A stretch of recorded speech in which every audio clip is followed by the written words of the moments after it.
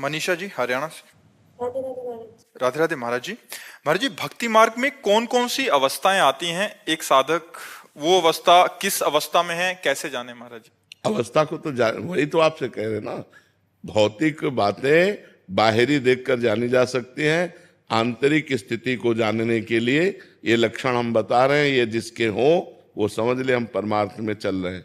शांतिरव्यर्थ कालत्वम, विरक्तिर्मान शून्यता, आशा बंधा समुत्कंठा, नाम गाने सदा रुचि, आसक्तिस्तद गुणाख्याने, प्रीतिस्तद वसति स्थले। अब इसकी व्याख्या करते हैं। शांति, हमको कोई गाली दे, हमें कोई मारे, हमें कोई फर्क ना पड़े, पहला लक्षण। जब भगवान कपिल देव जी संत का लक्षण बताते हैं तो उसमें भगवान तितिक्षवा कारुणिका, पहला लक्षण तितिक्ष। तो इसमें शांति, इतनी बड़ी शांति तुम्हारे अंदर हो कि तुम्हारा अपमान हो, तुम्हें कोई मारे, तुम्हें कोई गाली दे, तुम्हारा हृदय उसके प्रति बुरा का करने का भाव न बना पावे, उसका मंगल सोचे कि भगवान इसको सद्बुद्धि दे, ये स्वस्थ रहे, इसको भगवान मंगल करे, कभी इसका मंगल ना हो। किसके प्रति? जो हमें मार रहा है, जो हमें गाली दे रहा है, जो हमारी निंदा कर रहा है, जो हमारा अपमान कर रहा है। शांति, इतनी बड़ी शांति होनी चाहिए, तब समझे कि हम भक्ति मार्ग में चल रहे हैं। अभी वो स्थिति को प्राप्त नहीं, स्थिति तो आगे वर्णन हो रही है। शांति अव्यर्थ कालत्वम, एक मिनट भी भगवान से अलग समय नहीं जाना चाहिए। तद विस्मरणेन परम व्याकुलते थी, भगवान का विस्मरण होते ही व्याकुलता पैदा हो जानी चाहिए। मैं कैसे भूल गया भगवान को? एक क्षण भी भगवान का चिंतन नहीं छूटना चाहिए। अगर छूट गया तो वो व्यर्थ समय चला गया। अव्यर्थ कालत्वम, व्यर्थ समय नहीं जाना चाहिए। ये अभी चलने की बात है। शांति अव्यर्थ कालत्वम, विरक्तिर, लोक परलोक के भोगों से वैराग्य, किसी के भी भोग भोगने की इच्छा नहीं। ये जो भक्ति का साधक है उसकी जो ऊंचाई होती है वो होती है विरक्तिर। और फिर मान शून्यता, अपने में कोई सद्गुण ना देखना, अपने को अधम और नीच मानना और दूसरे में सद्गुण देखना, स्वयं अमानी रहकर दूसरों को मान देना, दूसरों का सत्कार करना, लेकिन जब अपना मान हो तो दुख होना कि मैं इस योग्य नहीं हूं, मैं तो नीच हूं, मैं अधम हूं। अमानिना मान देना, कीर्तनीया सदा हरि, जो सदैव भगवान का चिंतन करते हुए अमानी रहता है, दूसरों को मान देता है, वो भक्त है। मान शून्यता, शांति अव्यर्थ कालत्वम, विरक्तिर, मान शून्यता, आशा बंधा। अब उसके अंदर स्थिति आई, इसी जन्म में मुझे भगवत प्राप्ति हो जाएगी।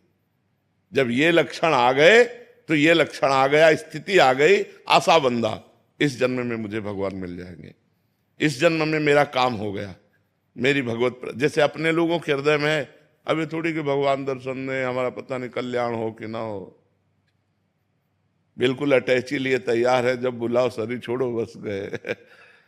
आशा बंधा, दृढ़ आशा हो जानी चाहिए कि इस जन्म में मेरा काम हो गया। क्योंकि शांति अव्यर्थ कालत्वम, विरक्ति, मान शून्यता, जब ये लक्षण आए तो एक महान स्थिति आ गई कि अब इस जन्म में मुझे भगवत साक्षात्कार हो जाएगा, मेरा काम हो गया। समुत्कंठा, हर समय एक आनंद, एक अद्भुत आनंद।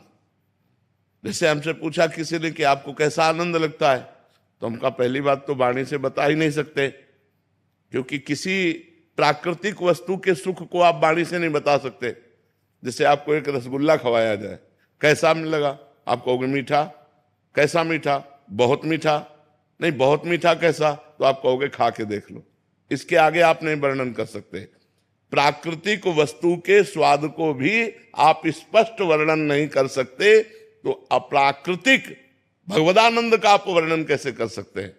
तो हमने उदाहरण दिया कि जैसे नए लड़के को बहुत सुंदर लड़की जो बहुत अच्छी लगती हो और उससे ब्याह तय हो जाए तो उसको कैसा आनंद होगा?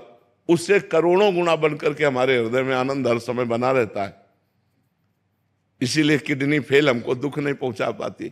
हर समय भगवद आनंद, समुत्कंठा, हर समय एक उत्कंठा भगवान से मिलन की, एक भगवान के चिंतन का अद्भुत आनंद।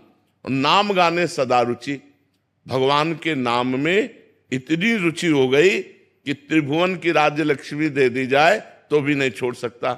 आसक्ति तद्गुणाख्याने, जिसके पास बैठ गया भगवान की चर्चा शुरू हो गई, वो भगवान की चर्चा सुने और कहे बिना रह नहीं सकता। और प्रीतिस तद वसति स्थले, जो भगवान की अवतार लीलाएं हैं, जैसे अयोध्या है, मथुरा है, काशी है, द्वारिका है, वृंदावन है, इनमें उसकी प्रीति हो जाती है। मेरे भगवान की नगरियां हैं, मेरे भगवान के धाम, पवित्र स्थानों में उसकी आसक्ति हो जाती है। बार बार जाना, दर्शन करना, रहने की इच्छा करना, ये पवित्र भाव उसके अंदर जागृत हो जाते हैं। यदि ऐसे भाव आ जाए तो जान ले भक्ति संपूर्ण अपना रंग जमा चुकी है। किसका प्रश्न था, समझ में आई बात?